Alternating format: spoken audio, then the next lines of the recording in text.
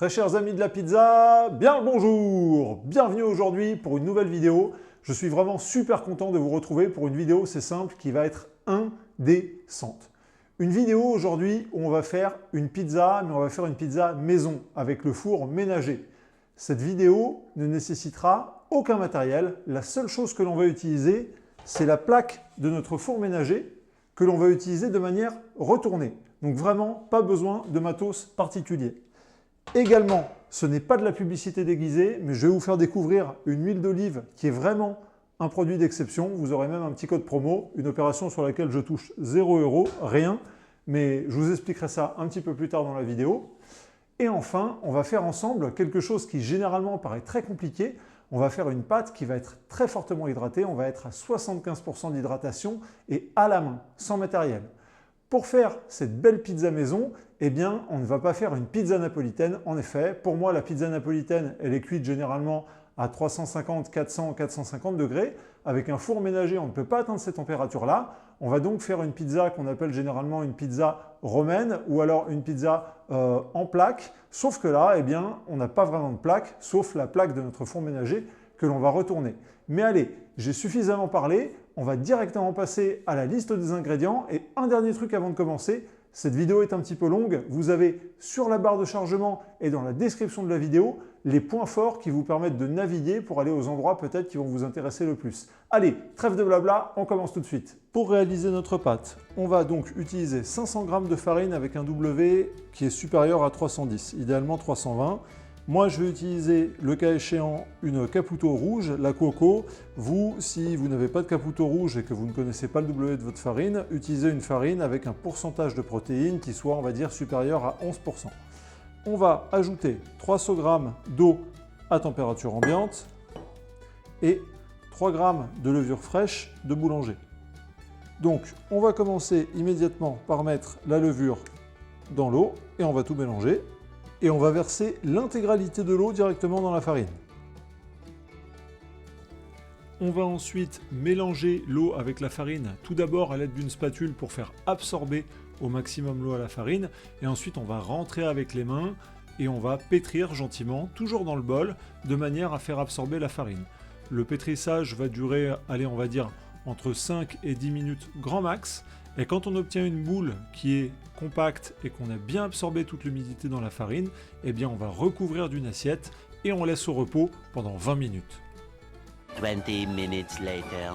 Pour la seconde partie de la pâte, on va utiliser de l'eau toujours à température ambiante, 75 g, puis 12 g de sel et enfin 6 g d'huile d'olive. Allez, c'est parti!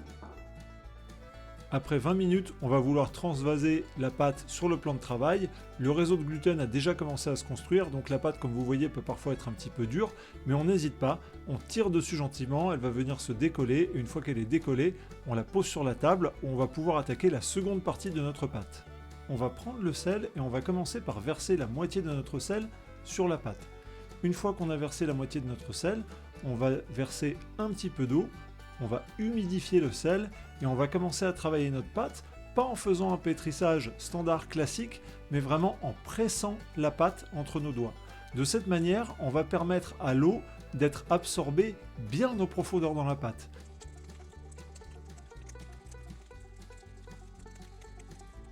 Dès que votre plan de travail est sec, et bien dans ce cas-là, vous remettez un petit peu d'eau dans la pâte, pas beaucoup, hein. On y va vraiment petit à petit, on n'est pas pressé, et on recommence à presser gentiment notre pâte jusqu'à une nouvelle fois, ce qu'on est tout absorbé, et que notre plan de travail soit le plus sec possible. Donc on presse, plan de travail sec, on remet de l'eau et on continue.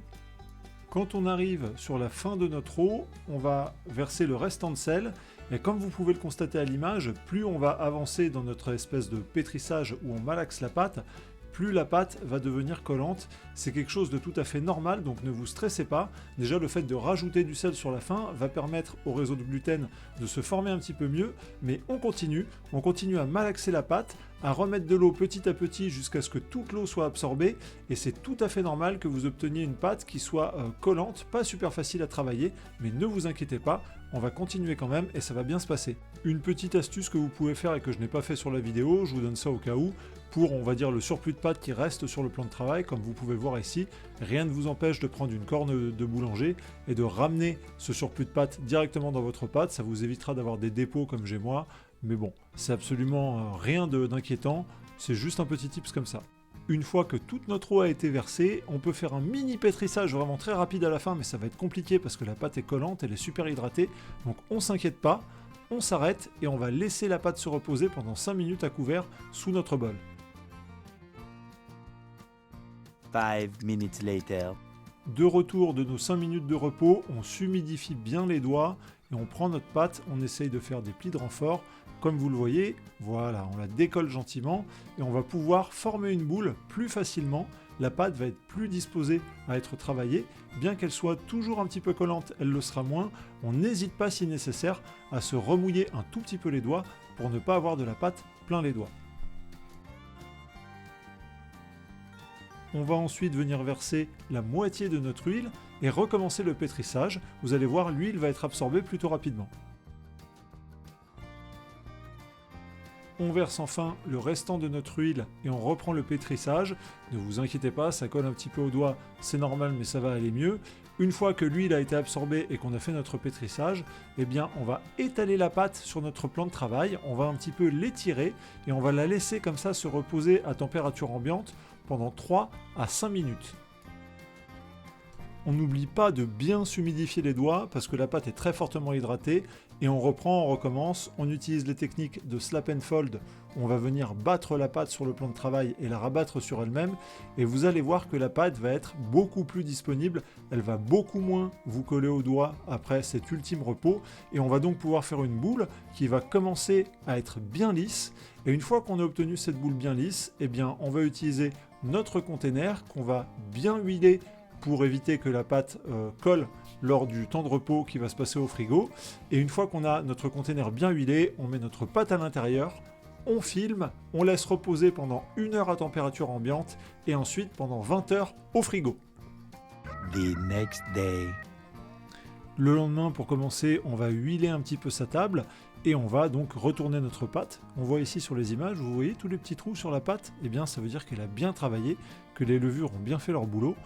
N'hésitez pas à vous aider un petit peu de la corne de boulanger pour commencer à décoller la pâte et la faire tomber sur votre plan de travail. Une fois que c'est fait, on va diviser notre boule de pâte en 2 parties égales. Ici, il n'est pas question de sortir la balance et de peser, on s'en fiche pas mal, ce qu'on veut juste c'est avoir une pâte qui soit divisée en 2, à peu près à parts égales.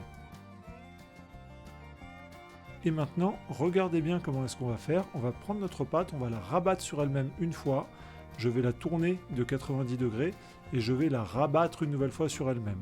Ensuite, on va fermer notre pâton, mais vraiment de manière très très soft, très light. On ne veut pas faire que le pâton soit vraiment en tension, donc on va le fermer mais de manière extrêmement souple, extrêmement soft. Vous pouvez voir que je ne veux pas trop le tendre, en plus là j'ai un petit peu trop d'huile sur ma table, donc du coup j'ai du mal à mettre ce minimum de tension dont j'ai besoin pour former une boule qui soit à peu près ronde. Là je suis en train d'y arriver, mais rappelez-vous, vraiment le but de la manœuvre c'est ça. On va le refaire une seconde fois. Je prends ma pâte, je la déplace, je vais la plier une première fois sur elle-même, je la tourne de 90 degrés et je la replie une nouvelle fois sur elle-même.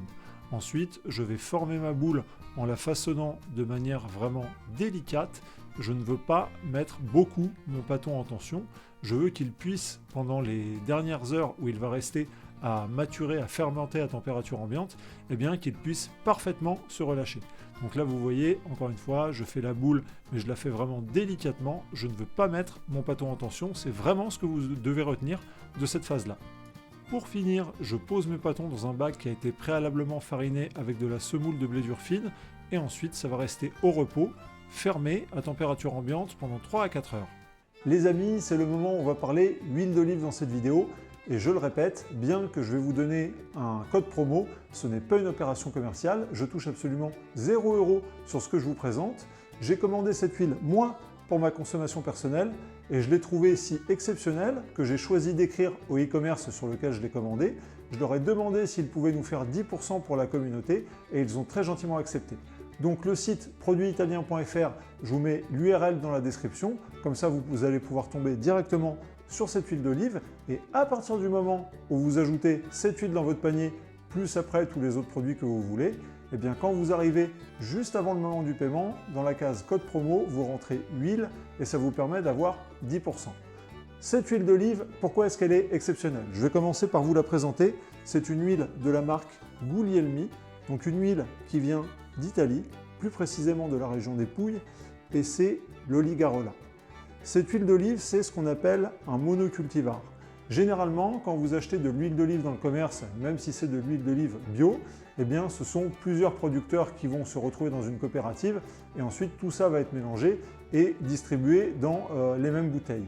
Là, cette huile d'olive, elle est faite uniquement avec la même sorte d'olive, donc ce n'est pas des mélanges d'olives, c'est ce qu'on appelle le monocultivar.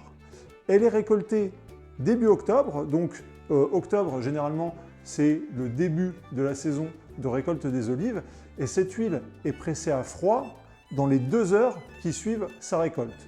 Donc c'est un produit qui est de luxe, qui est extra frais, qui est exceptionnel. Le tarif, c'est vrai, est plutôt élevé, mais encore une fois, c'est quelque chose que l'on va utiliser vraiment de manière exceptionnelle. On peut le faire pour vraiment bonifier sa pizza. Vous pouvez le mettre sur un carpaccio, vous pouvez le mettre sur votre tomate mozza, où vous voulez, mais c'est vraiment un produit que l'on va utiliser quand on a envie de se faire super plaisir. Et je peux vous assurer que vraiment, ça va sublimer le goût de votre pizza. De toute façon, c'est simple. À partir du moment, si vous la commandez, bien évidemment, que vous allez la recevoir et que vous allez sentir le parfum de cette huile, c'est incroyable. C'est incroyable, je peux vous assurer. On sent tout de suite que c'est quelque chose vraiment d'exceptionnel. C'est très très parfumé, aussi bien au nez que dans la pizza. Pour autant, ça ne vous pique pas à la gorge comme les huiles qui sont agressives. Donc encore une fois, je le répète, pour moi, là, on est sur du produit très haut de gamme, du produit exceptionnel. C'est quelque chose qui n'est pas donné, mais voilà, vraiment de manière occasionnelle, si vous voulez vous faire plaisir ou alors si vous voulez offrir à quelqu'un qui aime bien cuisiner, qui aime bien la cuisine italienne, qui aime bien faire des pizzas un petit peu comme vous et moi, eh bien voilà, à l'occasion, ça peut être vraiment un super cadeau ou quelque chose pour vous faire plaisir. Donc voilà, l'huile de chez Guglielmi, l'Oligarola, je vous mets le lien dans la description avec le code promo. Je le répète, je touche rien là-dessus, je l'ai fait moi pour goûter, j'ai trouvé ça exceptionnel. Ils nous font un petit peu cet honneur de nous faire un petit code promo. Bref, utilisez-le si vous avez envie, faites-vous plaisir et on retourne à notre vidéo. Il va être temps d'étaler nos pizzas. Au préalable, on va mettre beaucoup de semoule de blé dur fine sur notre plan de travail. Vous allez voir, c'est important. N'hésitez pas à user et à en abuser. Au final, cette semoule de blé dur fine qu'on a utilisée et qui restera sur la table, on va la récupérer. Donc il n'y aura pas de gâchis, ne vous inquiétez pas. N'hésitez pas à en mettre en abondance. On va regarder un petit peu la tête de nos pâtons après ces 3 à 4 heures de maturation à température ambiante. Et comme on peut voir, ils ont doublé, voire triplé, ils sont bien détendus et ils sont très proches l'un de l'autre. Là, je sens que si je dois les attraper pour ensuite les mettre sur mon plan de travail avec une spatule, ça va être difficile. Donc je vais choisir une stratégie un petit peu alternative. Au préalable, je les saupoudre avec ma semoule de blé dur fine et ensuite, vous allez voir, je vais choisir de renverser directement les pâtons sur la table. Au moins comme ça, ce sera fait et on ne va pas faire de catastrophe. Il ne reste plus qu'à séparer nos pâtons pour pouvoir les travailler. Comme vous voyez, quand ça accroche un tout petit peu, on y va délicatement. Là, j'ai un petit peu de pâte entre les deux, je la coupe et c'est parti. On va pouvoir étaler nos pizzas et regardez bien, on va utiliser une technique qui est complètement différente de quand on fait de la pizza napolitaine traditionnelle. Là, bien au contraire, on ne va pas chercher à faire une pizza ronde. Je saupoudre en abondance mon pâton avec de la semoule de blé dur fine. Je vous le rappelle, on va récupérer le surplus de semoule de blé dur fine après, donc pas de panique, il n'y aura pas de gâchis. Et une fois qu'on a assez saupoudré nos 2 pâtons, on va pouvoir commencer à les travailler. Je vais utiliser une technique assez simple en écartant mes doigts et je vais rentrer sur mon pâton du haut vers le bas où je vais tout simplement presser et ensuite je recule. Je presse et je recule. Le but, c'est vraiment comme ça de chasser gentiment les gaz, mais on ne fait pas du tout comme la pizza napolitaine. On va ensuite retourner délicatement notre pâton et on va refaire la même chose. Là, je le reforme un tout petit peu pour lui donner une forme qui me convienne. Je joins mes doigts bien écartés et je presse. Je presse tranquillement Et vraiment le but là c'est d'être délicat. On presse et ça suffit largement. Voilà, la forme de notre pizza est donnée. Il ne faut pas qu'elle soit trop grande parce que rappelez-vous, il faut qu'elle puisse rentrer dans notre four. Je vais ensuite soulever délicatement ma pâte, enlever un petit peu de semoule de blé dur fine et la mettre sur ma pelle qui va me permettre de transvaser ma pizza dans le four. Là, je sais que j'ai un petit peu de semoule de blé dur fine qui est en excès, donc de manière un petit peu maladroite, j'essaye de l'enlever, de secouer un petit peu, voilà. Et on va faire tomber vraiment le plus gros de l'excès de semoule de blé dur fine. Ne vous inquiétez pas, ce n'est pas comme la farine, quand la semoule de blé dur fine va rentrer en contact avec la plaque du four, elle ne va pas brûler, elle ne va pas donner un goût amer à la pizza. Au contraire, ça va donner du croustillant, donc c'est pas trop grave si on en a laissé un petit peu trop en excès. Pour cette première pizza, je vais partir sur une margarita classique, donc je vais mettre ma sauce tomate. Là, le but de la manœuvre, ça va être de disposer notre sauce tomate gentiment sur un petit peu toute la surface de la pizza. On va pas en mettre trop en excès parce que dans le four ménager, on va pas avoir une cuisson qui est violente. Donc on en met comme ça, on recouvre, mais on n'y va pas non plus en abondance. Là, dans l'exemple que je vous donne, il y en a limite presque un petit peu trop. Vous pouvez choisir d'en mettre un petit peu moins. Une fois que vous avez disposé comme ça votre sauce tomate, on va l'étaler vraiment avec délicatesse sur la pâte. Je ne veux pas appuyer sur la pâte, je ne veux pas chasser les gaz qui sont dans la pâte, donc je vais vraiment, un petit peu à la manière d'une caresse, étaler la sauce tomate tout le long de ma pizza. Je saupoudre avec un petit peu de parmesan ou bien du pecorino, ce que vous avez, et pour terminer, je vais mettre un filet d'huile d'olive sur toute notre pizza, et elle va partir au four. La mozza, on la mettra dans un second temps. Le four est préchauffé à 250 degrés en ventilé avec la chaleur en haut et en bas. Vous voyez que j'ai pris la plaque de mon four, que je l'ai retournée et que je l'ai mise sur le dernier niveau du bas. Je vais essayer de rentrer ma pizza du mieux possible, ici un petit peu en diagonale, je vais la poser sur ma plaque du bas et je ferme le four. On part en cuisson pour 8 minutes. Après 8 minutes, on récupère notre pizza pour la seconde phase de garniture. C'est le moment de basculer votre four en mode grill si, lors de la première partie de la cuisson, votre four ne vous permettait pas de le faire.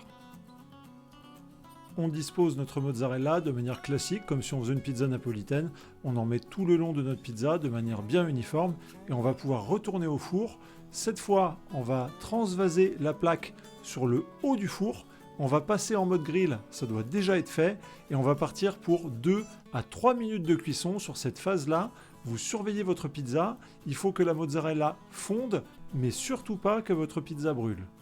Après ces 3 minutes de cuisson, vous pouvez sortir la pizza du four, mettez-la sur une grille pour faire évacuer l'humidité en excès. Votre pizza est prête, il n'y a plus qu'à la laisser un tout petit peu refroidir. En attendant, je prépare la seconde pizza qui va être une pizza blanche. Je vais donc mettre uniquement de l'huile d'olive et quand je vais enfourner ma pizza, je vais la laisser totalement en cuisson, c'est-à-dire que je vais la sortir du four, elle sera cuite. Donc le temps total de cuisson de cette seconde pizza sera de 11 minutes. Je ne résiste pas au plaisir de vous montrer comment préparer cette seconde pizza. Je remets donc un filet d'huile d'olive par-dessus. Ensuite, je vais généreusement la garnir avec de la coppa. Et pour terminer, cerise sur le gâteau, un petit pesto de pistache bien des familles. Et là, je peux vous assurer que vraiment, on va se régaler. Encore une fois, on est dans l'indécence. Petit zoom sur notre pizza margarita avec un petit peu de feuilles de basilic frais du jardin. Regardez-moi ça, c'est magnifique. Et sur notre seconde pizza blanche avec la coppa et le pesto de pistache. S'il vous plaît les amis, rappelez-vous bien qu'on a sorti ça avec un four ménager, qu'avec votre four ménager, vous pouvez arriver à ça. On va regarder un petit peu la structure des alvéoles et regardez-moi ça. C'est beau, c'est bien aéré, c'est bien alvéolé, là c'est bien cuit, on a vraiment bien réussi sur ce coup-là, c'est vraiment appétissant. La margarita manque un poil de cuisson sur le dessous, mais bon, vraiment pas grand-chose, ça reste quand même magnifique, vraiment, il n'y a plus qu'à se régaler.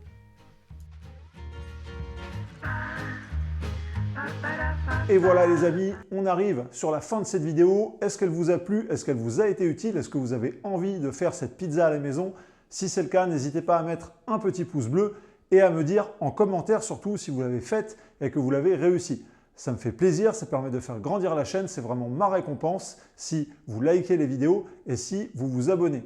Je vous le rappelle également, dans la description, vous avez le code promo huile qui vous permet d'avoir 10% sur cette huile d'olive d'exception que je vous ai présentée pendant la vidéo. N'hésitez pas, c'est un produit qui est vraiment exceptionnel et si vous voulez vous faire plaisir une fois de temps en temps, eh bien, ça vous permettra de pouvoir le découvrir.